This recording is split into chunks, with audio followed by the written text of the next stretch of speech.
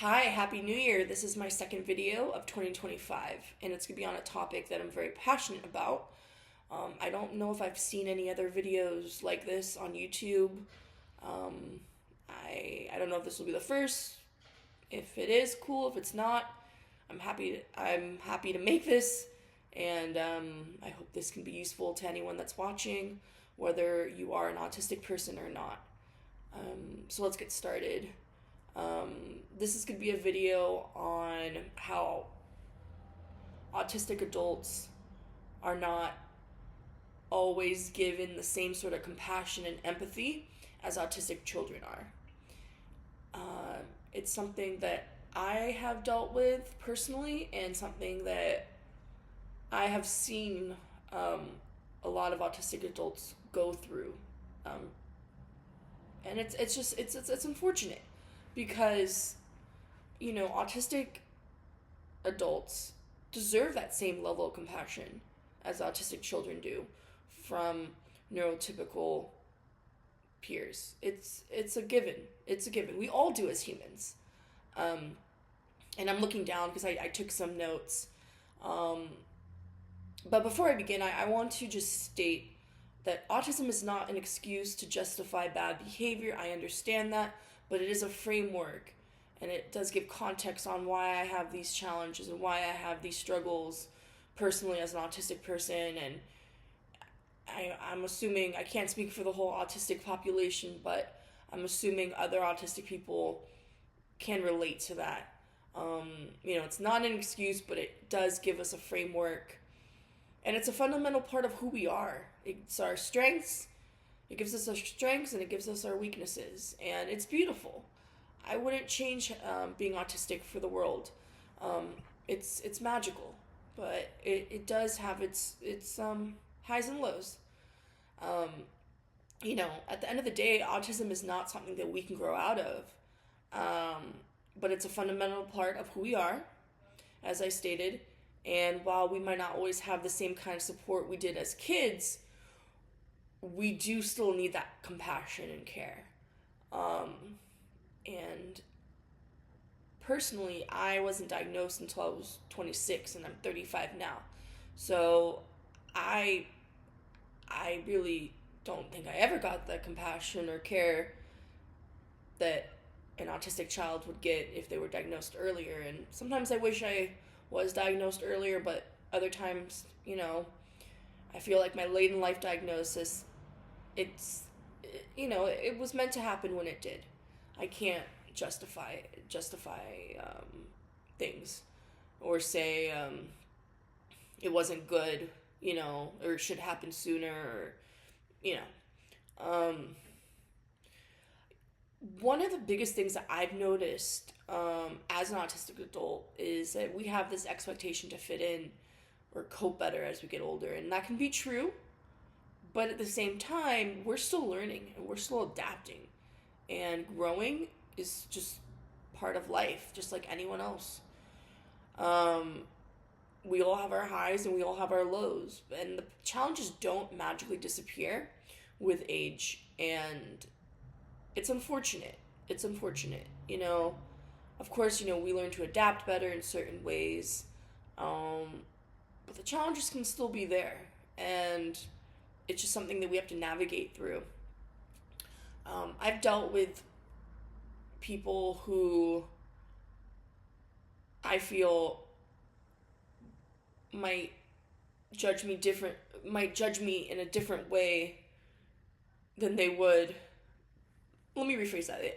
I've dealt with people who might interact with another person who might be autistic. I don't know if this other person's autistic or not, and they might want to put me in that same box and say, oh, why doesn't Michelle act this way when this person acts this way, and this person might be autistic?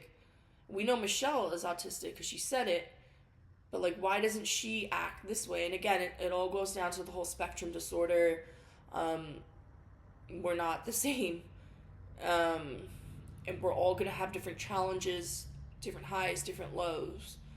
At the end of the day, we all deserve compassion, whether we're kids or adults. And just because we're adults doesn't mean that we don't need that same empathy or support. We don't need to be treated differently, of course. We just need to be treated with respect, understanding, patience, and just that grace. Um, so here's some things that I wrote down that I feel neurotypicals can utilize when interacting with autistic adults. And the first thing is, be patient. Um, Understanding that we might need more time to process information and respond, and just allowing us that extra time and space to kind of make sense of things. The second thing I wrote is being direct and clear. I think that's really important, to be direct and clear in your communication, but something that I struggle with, and I don't know if others do, but I'll be given feedback or what have you, and then I don't really process it until like later. So our processing is a little delayed, at least mine is, but then it will all come back to me. So kind of like intertwining the first and the second um, thing I mentioned is definitely helpful. Being patient, but then also being direct and clear, but then understanding if they might, you know, need some more time to process the information that you're given. Um, and what I have written here as well is it's very important to avoid assumptions.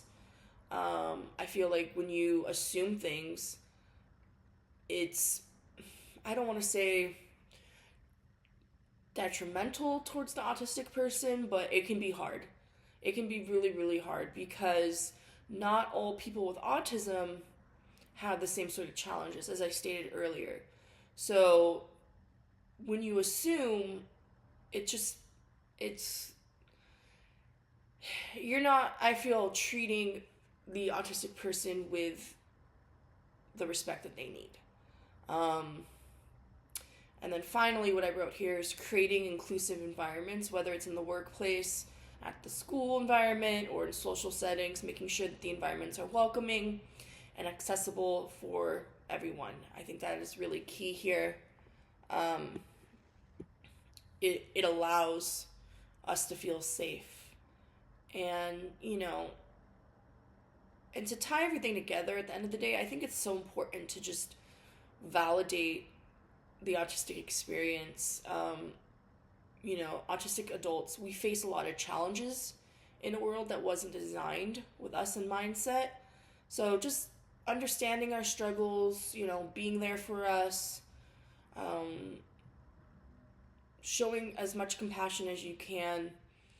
And yeah, it's so hard. It's so hard because I feel like personally I have really struggled with adults not being as empathetic as I would have liked for them to have been. And again, I understand I've made a lot of social mistakes in my lifetime. But I'm learning, I'm growing, and people don't know others' backstories. And I can go on and on about my own personal backstory and my challenges and my feelings of loneliness, but maybe I'll save that for another video. I don't know. But, just understanding that autistic adults are in a world that wasn't made for them, I think is definitely key. And yeah, it's just, I don't know. This is like a very special topic for me to talk about because it's been hard. And I don't want to cry or anything, and I'm glad I have it. But even if I was crying, it would still make the video worthy to me to publish. So yeah, it's it's something that I feel needed to be discussed, and I don't know. I